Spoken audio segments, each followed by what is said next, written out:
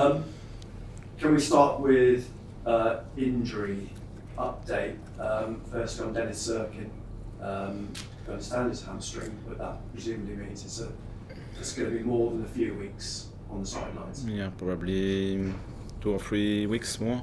Yeah, from blow? now. Yeah, we'll see. 4. A blow for you to lose him now? Yes, sure, but the season was like that, with many injuries and opportunities for other players. So we manage a situation like that. And how are you in terms of left backs? Because Hjelde had an injury, didn't he, before the break? Is he okay?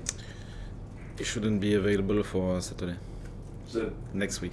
Yeah. So you basically you've got no left backs. We'll play with 10 players. We'll try. No, we'll find a solution. Yeah. With a versatile player. Yeah.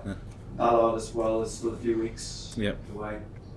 On injury still, Hume. We understand had a hip injury when he went to Northern Ireland, but he's obviously been playing. Is that the sort of injury that he will play through with a view to being sorted later? Yes, probably. He managed this pain for a long time, and he should be available for Saturday. Yeah. Salis, is he anywhere close? 2 or 3 weeks more. Nablahi, presumably again another one that'll be a little way away. Yeah. The 2 next ones should be, we'll have Enzo and Leo next week, and one more. Enzo, Leo, and Trey. Yeah, the three available. And you mentioned Enzo before, like, you thought he might be available after the international break, possibly for Millwall, but from what you're saying there, Enzo's probably not available this weekend. No, not this weekend. I know you get asked every week about Jayden Danns, but have we got to the point where you think that Jayden Danns is probably not going to come this season? We're not at this point right now, but the season is running, so it will be difficult. We don't know exactly. Yeah.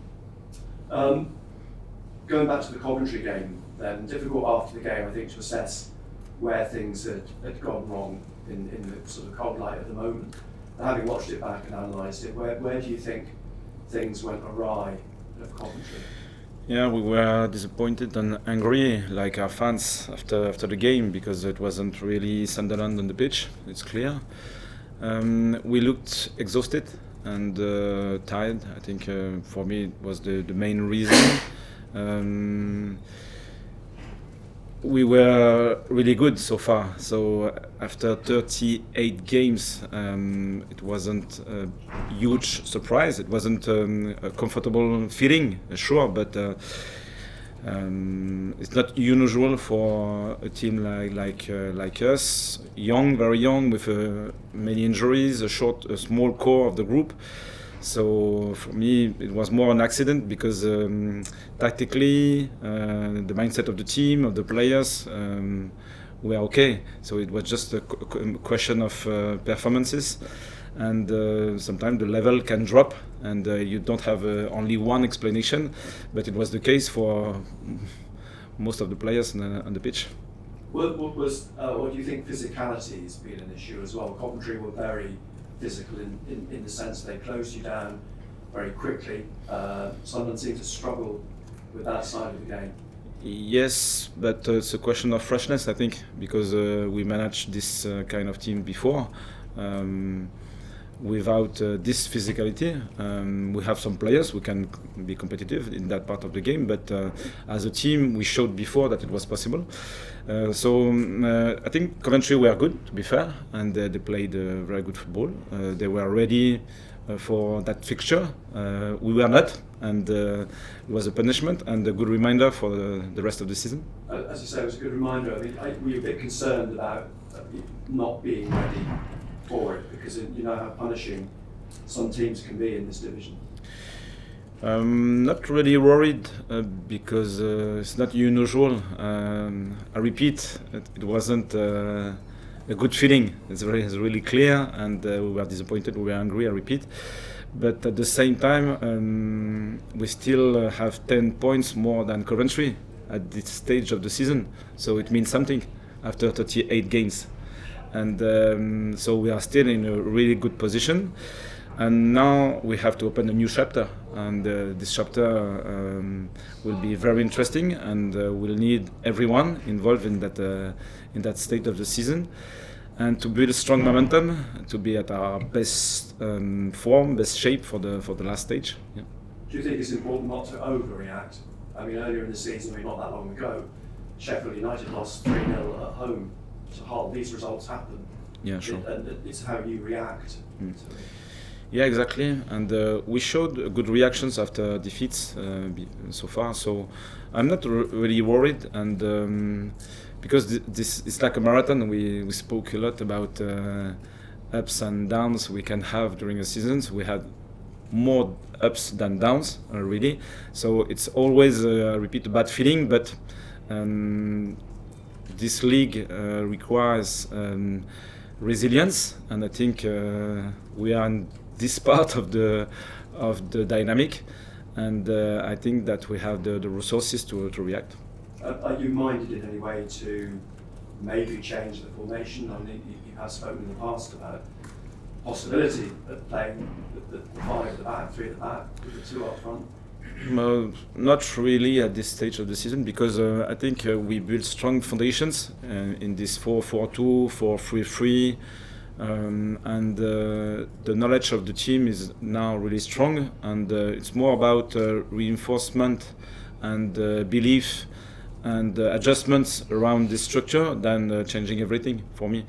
And sometimes it could be useful. We showed, for example, when we used Eli rather than Rigi in the 10 position, we can change a little bit the dynamic of the team, but the structure is the same, and I think we'll keep going. Millwall then at the weekend. Alex Neil, the manager, I don't know how much you know of the history of Alex here and subsequently, but he came back with Stoke last season and won 5-1. So there was a bit of an agenda, I think, from his side of things. Are you mindful of that? Is it something that you've got to be aware of, in the sense that there's more at play here than just Millwall turning up? We have to respect Millwall because they have a strong team. They are really well organized, strong out of possession, good to exploit the spaces when they can recover the ball.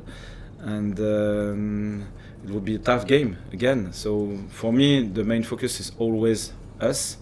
We have to take into account different elements of the opponent, but we have to play our best football again. And it wasn't the case at Coventry. It was really clear. So our main focus is that one, only that one. Of course, at Millwall, Aaron Connolly scored early in the game. He's back with Millwall, presumably on Saturday. But later in the game as well, Milan Alexic had a very good chance to win the game. He's been away with Serbia's under-21s. Do you think we'll see more of him in these last 8 games? I spoke with Milan this morning, and it was exactly the content of our conversation. He struggled for probably the last couple of months because he didn't have many opportunities to play. He was a little bit disconnected at that moment, and I think it's a normal dynamic for a young player, especially abroad, and he still has good qualities, and probably these games with his national team were important for him to reconnect with his culture, to get confidence. And the final sprint, he will have the opportunity to play, and it's up to him as well to stay connected and to show this resilience, which is really required for the team and for the players. Hi, Rishi. You talked about looking a bit exhausted in the last match. Do you think the international break kind of came at the right time for you then, in terms of being able to get a bit of a rest? Should have been better 3 days before Coventry, but I hope so. And it's a joke, but it's still useful to live different experiences, and it's a good reminder that when we are not at our best, we'll be punished, because this league is tough, and I'm sure that we will learn from this experience again. And the period from November to March was really long, with many games, and I think with so small core of the group, the team and the players did very well. This was very impressive, so I have to repeat it, because obviously the last feeling is always the most influential, and we have to take another view of the season, and it was really positive. So now the question is more, I hope the mind, the bodies are now refreshed, but the reality will be on the pitch again. But it was interesting to cut the dynamic and to think about other things for a few days. Have you seen a kind of reaction on the training pitch? Obviously, sort of being away for the international break with the countries, but have you seen a reaction on the training pitch? Have you tried to implement perhaps some of the things that you learned from that match? Tactically, not really. I think if we play Coventry again, it would be very positive to think about these experiences. But it was more about our performances as players, because they didn't play at the best level.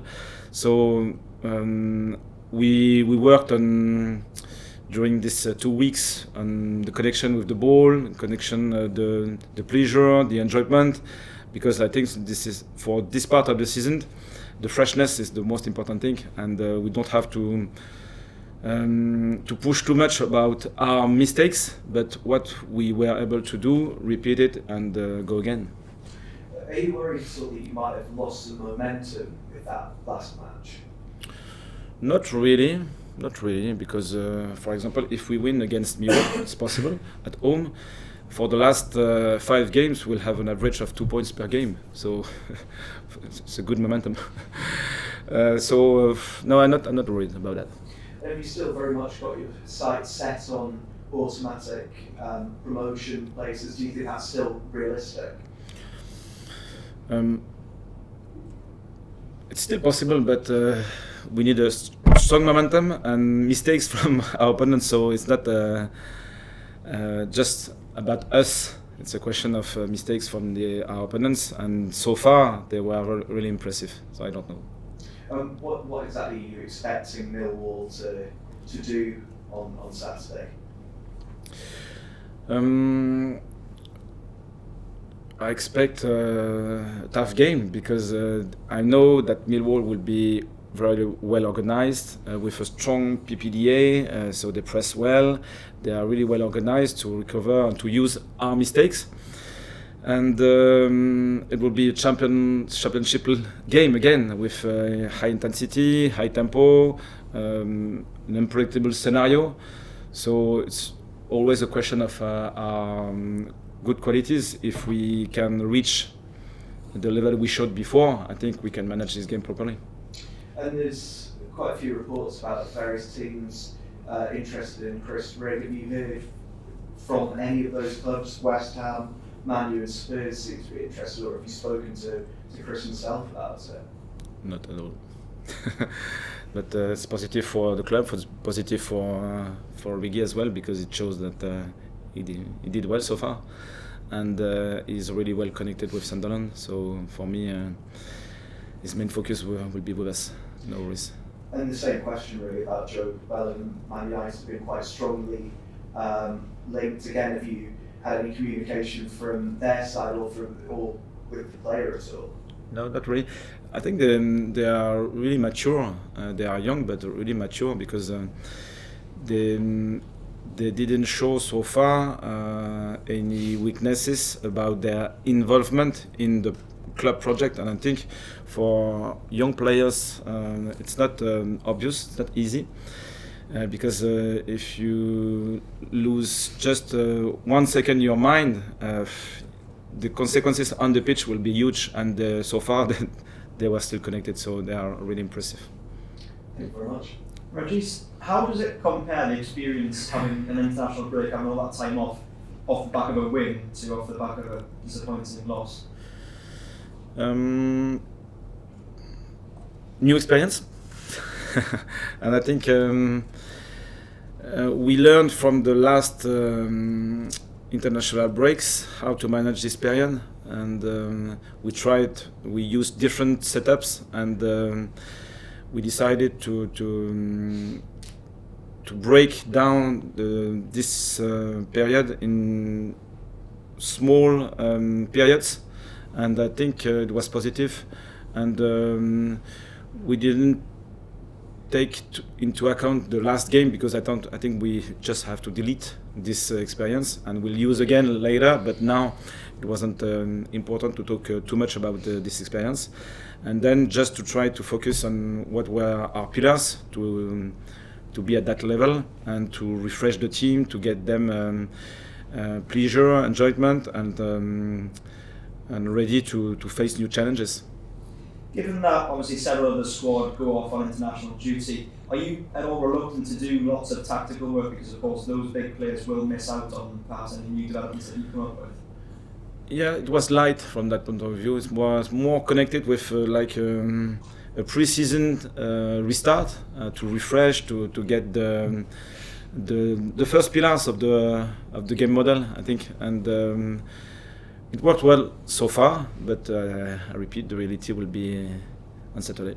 And just looking ahead to Saturday, do you ever envisage how you, I mean obviously you probably will, but how you'd like a match to go in terms of phases of play, tactics, etc.? Do you like sort of plan it meticulously, or do you leave some things just to what happens on the day?